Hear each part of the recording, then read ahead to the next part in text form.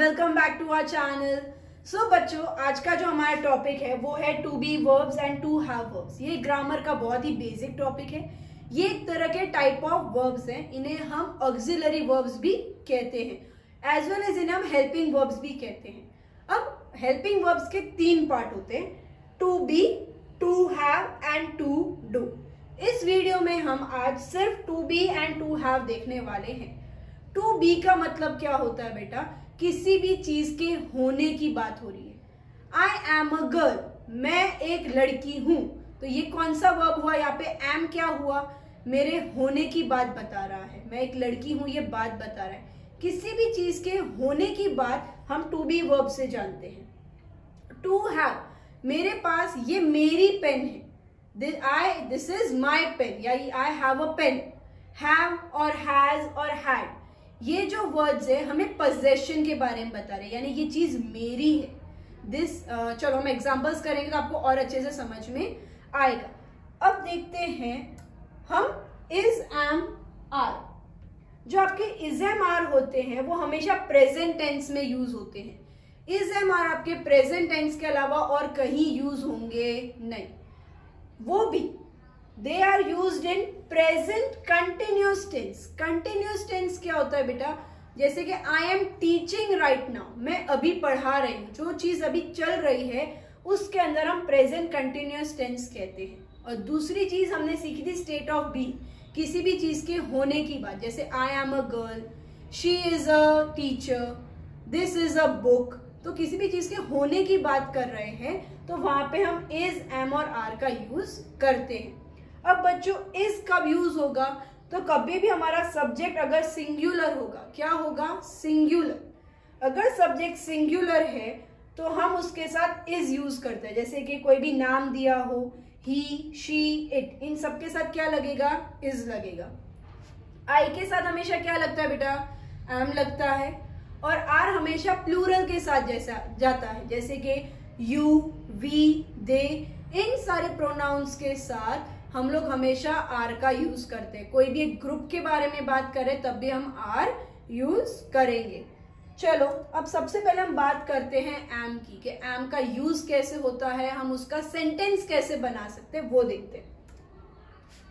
M is use with subject I. हमने सीख लिया था एम किसके साथ यूज होता है, तो सब्जेक्ट आई के साथ यूज होता है।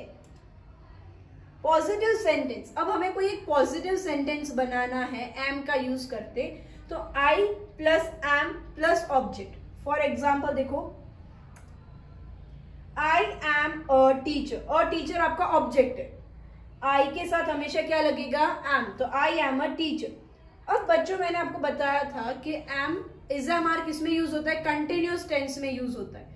तो जब हम कंटिन्यूस टेंस की बात करते हैं तो स्ट्रक्चर हो जाएगा आई के साथ am plus V1 plus ING plus object.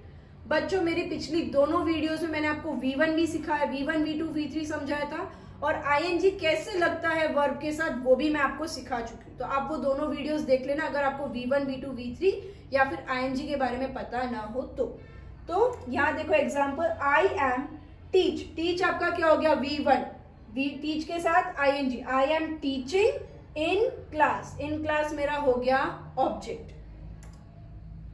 अब आई एम का शॉर्ट फॉर्म क्या होगा? आई एपोस्ट्रॉफी एम। अब बच्चों, शॉर्ट फॉर्म की भी एक वीडियो है, बट मैं आपको ये बता दूं, शॉर्ट फॉर्म हम इनफॉर्मल राइटिंग के लिए लिखते हैं। फॉर्मल राइटिंग में हम कभी भी आई एपोस्ट्रॉफी एम लिखेंगे नहीं। चलो अब एग्जांपल्स देखते हैं, नेगेटिव सेंटेंस देखते हैं कि अब मैम हमें आई एम नॉट, हमें कोई नेगेटिव सेंटेंस बनाना है तो वो कैसे होगा?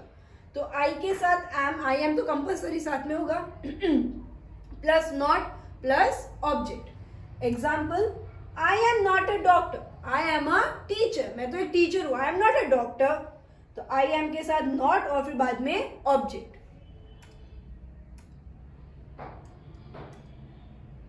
अब उसी चीज को हम कंटिन्यूस टेंस में देखते हैं, तो आई एम नॉट वैसा का वैसा plus V1 plus ING plus object. ये आपका वैसा पॉजिटिव सेंटेंस में हमने जो स्ट्रक्चर रखा था वही का वही है, खाली एम के बाद में हमने नॉट लिखा है।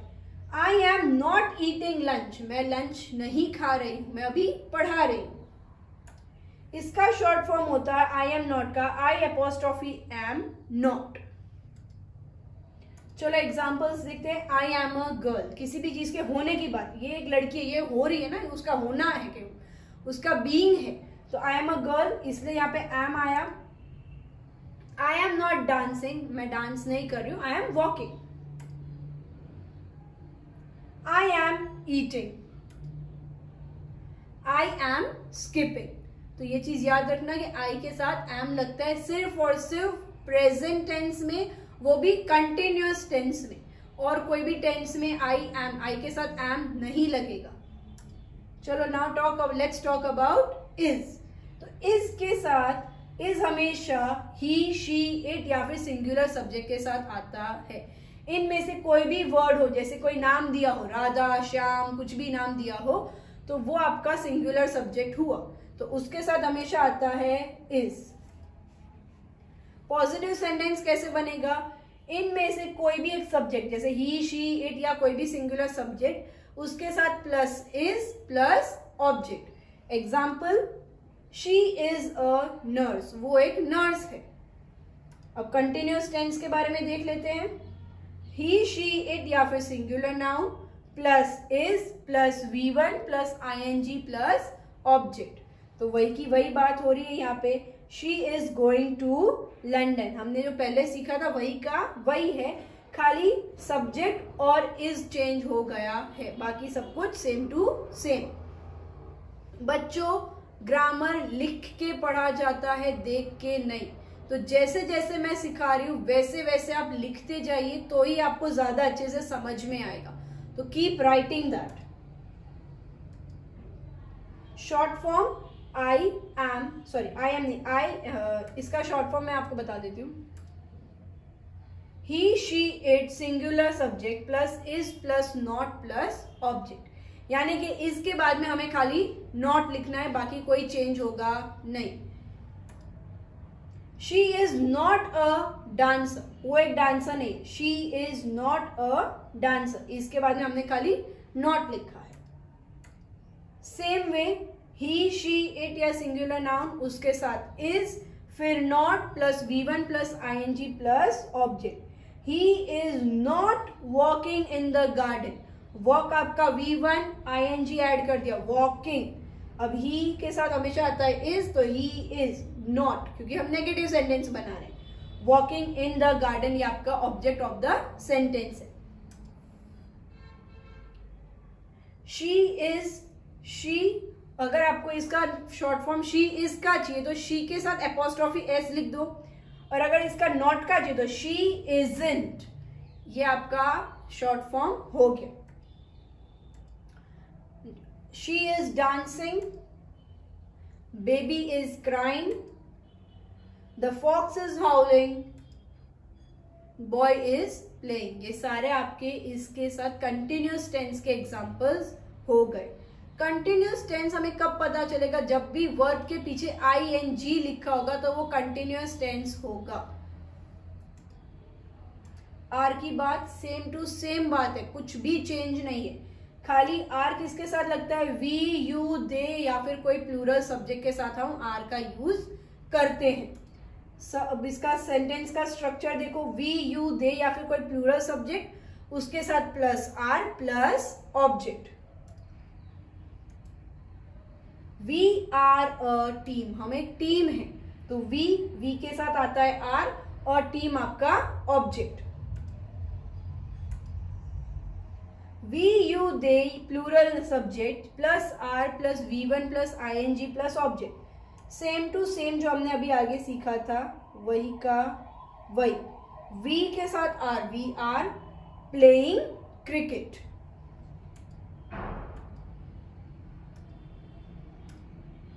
Negative sentence, we, you, they या plural subject plus are plus not plus object. कुछ भी नहीं करना है, प्लूरल सब्जेक्ट के साथ आर लिखना है, आर के बाद में नॉट लिखना है और फिर आपका object. We are not friends, हम फ्रेंड्स नहीं हैं। वी, यू, दे या plural subject plus are plus not plus V1 plus ing plus object. इतना सारा मत सोचो बेटा, हमें खाली इतना ध्यान देना है कंटिन्यूस टेंस हमेशा वी के साथ जो भी सब्जेक्ट है उसके साथ क्या आएगा वो देखो, वी के साथ आर आएगा तो we are not doing, do के साथ ING, do plus ING, doing are homework, we are not doing are homework. ये आपका एग्जाम्पल हो गया। तो जस्ट स्ट्रक्चर देखने से ज्यादा जरूरी है टॉपिक को समझना, समझोगे तो अपने आप स्ट्रक्चर आपका बनता जाएगा। वी आर नॉट का we aren't, we are friends, we are cooking, they are playing outside. तो वी के साथ आर लगता है, दे के साथ आर लगता है, यू के साथ भी बेटा आर लगता है। यू आर मेकिंग पेस्ट्री, तो यू के साथ भी हमेशा आर लगेगा, यू के साथ इज नहीं लगेगा।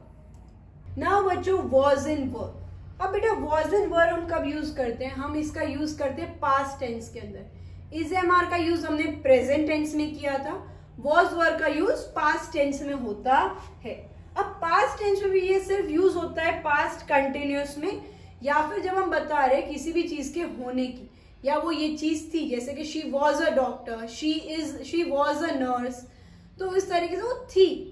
तो वो जो बात है उस समय हम वॉज या वर के बारे में वॉज या वर का यूज करते हैं। अब वॉज एंड वर किसके साथ यूज होते हैं? तो वॉज हमेशा आई, ही, शी, इट या सिंगुलर नाउन, यानी ये हमेशा सिंगुलर सब्जेक्ट के साथ जाएगा। वर हमेशा प्लूरल सब्जेक्ट के साथ जाएगा। वर यानी we were, you were, they were, the group were. Okay, तो इस तरीके से ये प्लूरल फॉर्म में जाएगा। नाउ बात करते हैं बेटा वॉज की। तो वॉज का स्ट्रक्चर क्या होगा?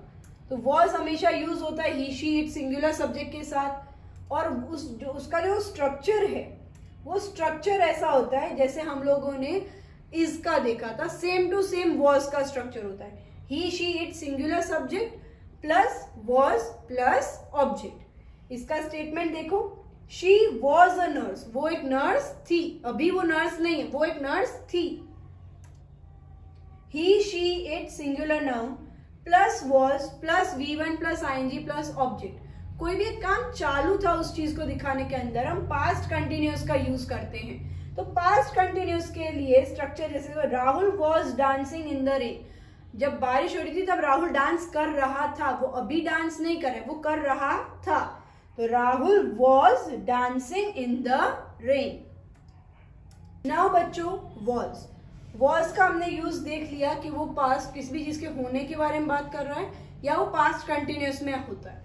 तो नेगेटिव सेंटेंस इसका कैसे बनेगा? ही, शी, इट या singular subject plus was plus not plus object. जैसे कि she was not a dancer, वो एक डांसर नहीं थी। ही, शी, इट या singular subject plus was plus not plus V1 plus ING plus object. सुनने में बहुत बड़ा लगता है बहुत छोटा। ये किस चीज का? ये कंटिन्यूअस टेंस का है। तो Sita was not doing her homework, वो अपना होमवर्क नहीं कर रही थी। नाउ वर्ब, तो बेटा वर्ब का हम यूज करते हैं प्लूरल सब्जेक्ट के साथ। इसका जो स्ट्रक्चर होता है वी, यू, दे या कोई भी plural subject plus verb plus object. जैसे कि वी वर अ टीम, हम लोग एक टीम थे, अभी वो टीम नहीं है, they were a team. We, you, they या plural subject plus verb plus ING plus object. यानी कि यहाँ पे हम ले लेते हैं यू वर प्लेइंग क्रिकेट, तुम क्रिकेट खेल रहे थे। हमने यहाँ क्या लिया? You were play plus ING playing cricket, ठीक है। We were playing cricket, you हो गया, वी हो गया। नाउ नेगेटिव सेंटेंस इसका कैसे बनेगा? तो we, you, they plus plural subject plus verb plus not plus object, यानी वर्ब के बाद में हमें क्या लिख देना है? नॉट लिख देना है। For example we were not players, हम प्लेयर्स नहीं थे।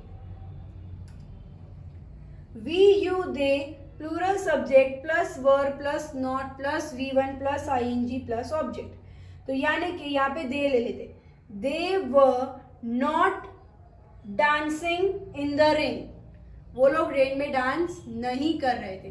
तो आप इस तरीके से कोई भी एक सेंटेंस बना सकते हो। Now kids let us see the examples. I was sad, मैं सैड थी। यू वर सिक, तुम सिक थे, तुम बीमार थे, अभी तुम बीमार नहीं हो। Dogs were barking last night, dogs bark कर रहे थे, भौंक रहे थे, बट कब? लास्ट नाइट को, इसलिए वर आया। दे वर डांसिंग, वो लोग डांस कर रहे थे। यहाँ पे दे आर भी लिख सकते हो, क्यों? क्योंकि यहाँ पे हमें बताया नहीं है कि ये कौन सा टेंस है, तो आप यहाँ पे वॉज लिखोगे तो फिर भी आपके मार्क्स कटेंगे नहीं। नाउ बच्चों चलो हम हैज हैव देखते हैं। हैज, हैव एंड हैड, इसके अंदर मैंने आपको सिर्फ समझा रही हूँ, ये होते हैं टू हैव आपके वर्ब, टू हैव वर्ब, यानी कि हम कभी भी किसी भी चीज के साथ अपना पोजेशन दिखाते हैं या फिर हम परफेक्ट टेंस में उसका यूज करते हैं। प्रेजेंट परफेक्ट, पास्ट परफेक्ट, इन सब में हम लोग कभी भी परफेक्ट टेंस है तो हम इनका यूज करते हैं। परफेक्ट टेंस क्या होता है वो आपको आगे की जब मैं टेंस पढ़ाऊंगी तब आपको समझ में आएगा। अभी आप खाली इतना ध्यान रखो कि हमारे पोजेशन में या फिर परफेक्ट टेंस में हैज, हैव, हैड और का यूज होता है। अब इसकी एक अच्छी बात है, हैज और हैव तो प्रेजेंट टेंस के साथ लगेगा, यानी प्रेजेंट परफेक्ट के साथ लगेगा। हैड आपका सिर्फ पास्ट के साथ, हैड के अंदर इन सभी सब्जेक्ट के साथ हैड लगेगा और कोई वर्ड हैड के लिए नहीं है। हैज के साथ he has, she has, it has, singular has, यानी कोई भी एक नाम होगा तो उसके साथ हैज। I have, you have, we have, they have, plural have, यानी कि कोई भी एक ग्रुप की बात कर रहे हैं। तो अब एग्जांपल्स देखो बेटा इसका स्ट्रक्चर भी जैसे हमने आगे देखा सेम टू सेम है। वॉज या वर की जगह हैज हैव लग जाएगा, इज एम आर की जगह हैज हैव लग जाएगा, वॉज वर की जगह हैड लग जाएगा। जैसे कि आई हैव अ पेन, मेरे पास एक पेन है, तो ये मेरा पोजेशन दिखाया। ही हैज अ कार, उसके पास एक कार है। She has a beautiful voice, उसके पास एक बहुत अच्छी आवाज है, वो उसकी आवाज बहुत अच्छी है, तो वो भी पोजेशन हुआ क्योंकि वो उसकी आवाज है। My shoes have holes in them, मेरे शूज के अंदर होल्स हैं, तो ये आपका हो गया हैज हैव। अगर मेरे यहाँ पे लिखती माई शूज हैड, मैंने रिपेयर करवा दिया, तो my shoes had holes in them, यानी उनके अंदर होल्स थे, अभी होल्स नहीं है। Now exercise time. बच्चों ये एक्सरसाइज करो मेरे साथ, आपको मैं क्वेश्चन भी समझा रही हूँ और आंसर वो क्यों आया वो भी समझा रही हूँ। Listen carefully. The girls dash talking loudly, यहाँ पे गर्ल्स है यानी ये क्या है? प्लूरल सब्जेक्ट है, प्लूरल सब्जेक्ट है, उसके साथ आईएनजी यानी कंटिन्यूअस टेंस। यहाँ पे आप वॉज भी लिख सकते हो, यहाँ पे आप इज भी लिख सकते हो, आर भी लिख सकते हो और वर भी लिख सकते हो। क्यों? क्योंकि यहाँ पे हमें टेंस का अच्छे से बताया नहीं कि कौन से टेंस में है। तो द गर्ल्स आर टॉकिंग, शायद से वो अभी बात कर रहे हैं, या the girls were talking loudly. He dash walking in the garden, he is your singular subject, यानी इसके साथ या तो इज आएगा या तो वॉज आएगा। तो वॉकिंग, अभी यहाँ पे भी हमें टेंस के बारे में कुछ बताया नहीं है, तो हम यहाँ पे इज भी लिख सकते हैं, वॉज भी लिख सकते हैं। I dash going for a school trip, I के साथ क्या लगता है? Am, I am going for a school trip. They dash a party at their home last night, यहाँ पे लास्ट नाइट बोला है इसलिए यहाँ पे आर तो बिल्कुल नहीं आएगा, बट एक्चुअली यहाँ क्या लिखा है? देयर डैश अ पार्टी, कितनी पार्टी है? एक ही पार्टी है ना, इसलिए देयर वॉज अ पार्टी। ऐसा जरूरी नहीं हमेशा आपको यहाँ दे दिएंगे, तो देयर वॉज अ पार्टी, कितनी पार्टी थी? एक ही पार्टी थी, इसलिए was. I dash only 3 dresses but my friend dash 5, मेरे पास सिर्फ 3 ड्रेसेस है। पास होना, पोजेशन की बात कर रहे हैं, तो क्या लगेगा? हैज या फिर हैव। आई के साथ क्या लगता है? हैव लगता है। I have only 3 dresses but my friend एक ही फ्रेंड की बात चल रही है, माई फ्रेंड हैज 5। अंडरस्टूड। यहाँ पे हैव इसलिए आया क्योंकि यहाँ आई है, वहां पे एक ही फ्रेंड सिंगुलर सब्जेक्ट है, इसलिए वहां पे हैज आया। Radha dash doing her homework yesterday, yesterday है और आईएनजी है तो क्या लगेगा, वॉज लगेगा, क्योंकि यहाँ पे सब्जेक्ट सिंगुलर है। Radha was doing her homework yesterday.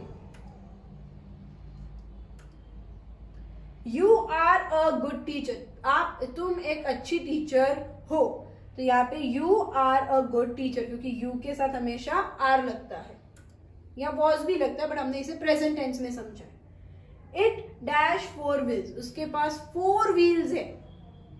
It is 4 wheels तो नहीं हो सकता, तो क्या होगा, it has 4 wheels. Rakesh dash talking to his brother, Rakesh अपने भाई के साथ बात कर रहा है, तो Rakesh is talking to his brother. We dash playing football few hours back, few hours back यानी थोड़े घंटे पहले हम खेल रहे थे, अभी खेल रहे नहीं है, तो we were playing football few hours back. बच्चों एक्सरसाइज समझ में आई? कोई भी डाउट है तो आप पूछ सकते हो। Now thank you, have a great day, bye bye.